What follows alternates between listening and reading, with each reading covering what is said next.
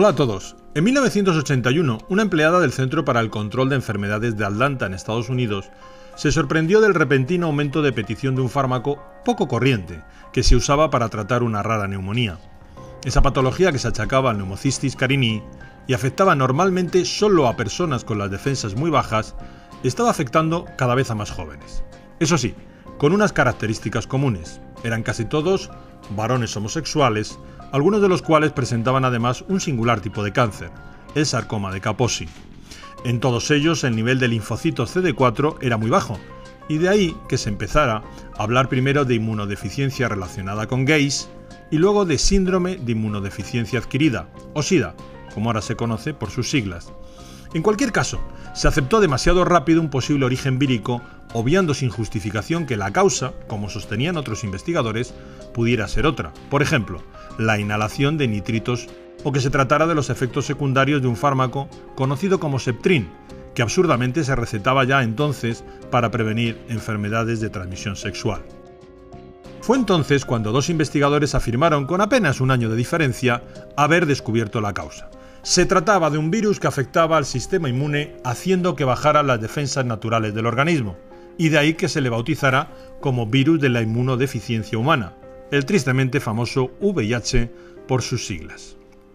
Uno de ellos fue el francés Luc Montagnier, investigador del prestigioso Instituto Pasteur, y el otro, el norteamericano Robert Gallo, que trabajaba entonces en el Laboratorio de Biología Celular de Tumores del Instituto Nacional del Cáncer de los Estados Unidos. Y en 1984 se hizo oficial a nivel mundial que el VIH era la causa del SIDA. Curiosamente, en los primeros años el SIDA solo apareció en Occidente, y entre los denominados grupos de riesgo, ya saben, drogadictos, varones, homosexuales y bisexuales, hemofílicos, receptores de transfusiones sanguíneas y hemoderivados, y con el tiempo en los hijos de los infectados.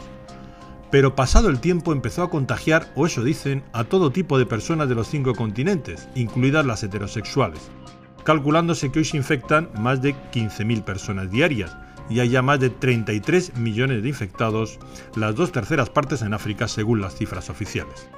Claro que en ese continente y en otras zonas subdesarrolladas, lo que no se dice tanto es que se ha estado diagnosticando de SIDA a muchas personas simplemente porque padecían un conjunto de síntomas que en realidad son comunes a otras enfermedades habituales entre quienes viven en la miseria. Y claro, en pocos años, de las 2 enfermedades que se supone provocaba el VIH en un inicio, se ha pasado a afirmar hoy que ese virus puede ser la causa de 30.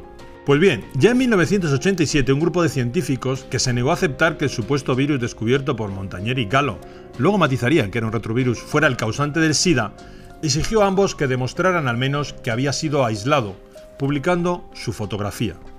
Nunca lo hicieron, y la consecuencia de ello es simple: la afirmación de que un retrovirus denominado VIH provoca una enfermedad llamada SIDA no ha sido científicamente demostrada jamás. En el ámbito de la virología, la única prueba realmente válida para corroborar la existencia de un virus es aislarlo y fotografiarlo.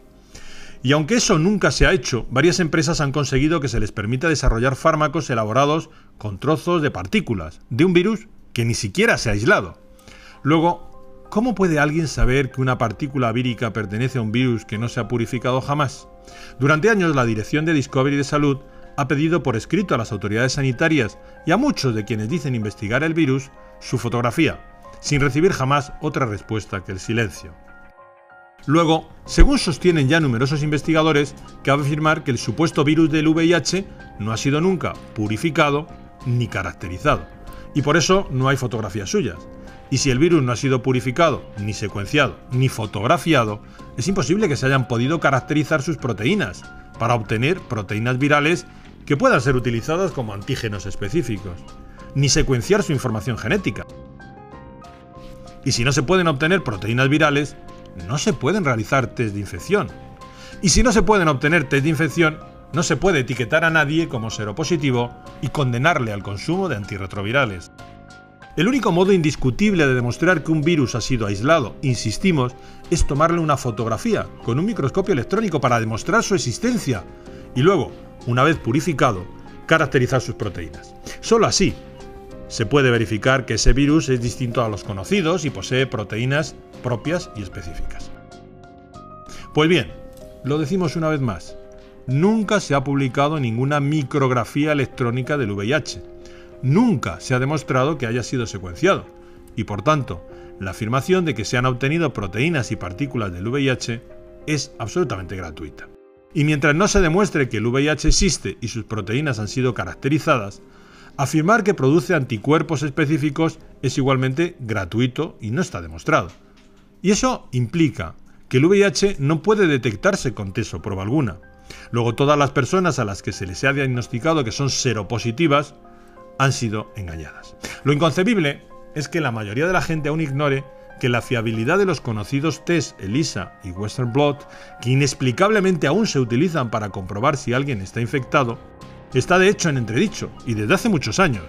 Hay países que rechazan la fiabilidad del primero y otros que no se fían del segundo. De hecho, hasta los criterios para dar positivo varían de un país a otro e incluso de un laboratorio a otro.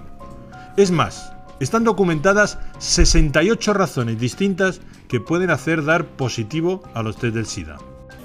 En estas columnas podemos observar los distintos criterios que se emplean para definir un test Western Blot positivo, es decir, para establecer cuándo una persona está o no infectada por el VIH.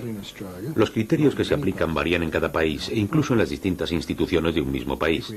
Si aparecen dos bandas negras en el test de un paciente, sería considerado seropositivo en África y en algunos estados de Norteamérica, pero no lo sería en Australia, ni en otros estados americanos, ni en Francia. Si aparece una tercera banda, una P24, no será considerado seropositivo en Australia, ni en muchas partes de América, ni en Francia. Si aparecen 4 bandas, tampoco se les considera infectados por el VIH, ni en Australia, ni en Francia. No puede considerarse infectada a una persona aquí y allí no. O se está infectado por el virus o no se está. Con estos criterios no vamos a ningún lado. Los propios fabricantes de los tests advierten de que no sirven para diagnosticar la infección por VIH. Y tampoco sirve medir la carga viral de los enfermos con la técnica PCR desarrollada por el premio Nobel Kary Mullis, al no tener la información genética del supuesto virus. Sin tenerla, ni siquiera se pueden detectar fragmentos de esa información en la sangre del paciente. El propio Mullis lo ha denunciado públicamente y reiteradamente sin que nadie quiera escucharlo. De hecho, cada vez es más común que los pacientes oficialmente tratados mueran con una carga viral indetectable, es decir, víctimas de un supuesto virus que los médicos ni siquiera encuentran. Hoy sabemos que los datos destinados a sustentar la ficción de que el VIH existe y es la causa de una enfermedad llamada SIDA fueron manipulados por Robert Gallo, uno de los padres de la versión oficial. Discovery de Salud publicó hace ya tiempo las pruebas irrefutables que demuestran que los artículos parecidos en Science en marzo de 1984 y que se consideran artículos de referencia sobre la existencia del virus fueron manipulados para falsear la realidad. Es más, el considerado codescubridor del virus, el premio Nobel Lou Montagnier, reconoció ya en 1997 que él no había purificado el virus y creía que Gallo tampoco. Y posteriormente reconoció que el SIDA no puede explicarse solo por el VIH y que basta tener las defensas altas para no contagiarse. De hecho, actualmente estudia cómo prevenir y tratar a los pacientes con simples antioxidantes. Así lo reconoció en la entrevista que concedió a Discovery Salud pocos meses antes de recibir el premio Nobel. Is treating oxidative stress one of the best ways to deal with the African AIDS epidemic? I think this is one way to approach, to decrease the rate of transmission, because I believe HIV, we can be exposed to HIV many times without being chronically infected. Our immune system could get rid of the virus within a few weeks if you have a good immune system. And this is the problem also of African people. Their nutrition is not very equilibrated, they are in oxidative stress, even they are not infected with HIV. So their immune system doesn't work well already. So it's prone, it can, allow HIV to get in and persist. So there are many ways which are not the vaccine, the magic name, the vaccine. Many ways to decrease the transmission just by simple measures of nutrition, giving antioxidants, proper antioxidants, hygiene measures, fighting the other infections. So they are not spectacular, but they could, decrease very well the epidemic to the level they are in Occidental countries, Western countries. If you have a good immune system, then your body can naturally get rid of HIV. Yes. En suma, La verdad y lo que oficialmente sostienen los laboratorios que venden los inútiles y peligrosos fármacos antirretrovirales es muy distinta. Es más, estos ocultan contradicciones tan flagrantes como que no todas las personas a las que se les dice que están infectadas por el VIH desarrollan el llamado SIDA, o que hay personas diagnosticadas de SIDA a las que no se les detecta el VIH. Hay presuntos seropositivos y enfermos diagnosticados de SIDA a los que el VIH y la presunta enfermedad les desaparecen sin tomar fármaco alguno. Todo indica que el famoso VIH, caso de existir, no ha sido jamás aislado, y que el SIDA no es más que un estado de inmunodepresión o de deficiencia energética del organismo cuyas causas pueden ser muy variadas: desnutrición, estrés, intoxicación, microbios patógenos conocidos, acidificación del organismo, problemas psíquicos, problemas emocionales. Es imposible, pues, que los antirretrovirales ayuden a las personas falsamente diagnosticadas como seropositivas o afectadas de SIDA. Antes bien, todo indica que se trata de fármacos que perjudican gravemente a quienes los toman. Incluso los Institutos Nacionales de la Salud en Estados Unidos han llegado a reconocer que esos fármacos ni curan ni previenen la infección por VIH ni el SIDA, y ni siquiera reducen el riesgo de transmisión del virus a otras personas. De hecho, la causa principal de muerte hoy en ambos grupos es el fallo hepático renal, efectos conocidos de los antirretrovirales de segunda generación.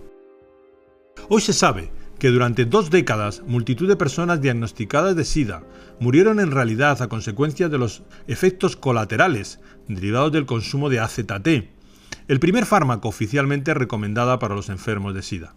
Eso sí, cuando la multinacional fabricante comenzó a comercializarlo con el nombre de Retrovir, lo primero que hizo fue quitar de la caja la calavera y las tibias cruzadas con las que durante 20 años se había estado advirtiendo de su peligrosidad.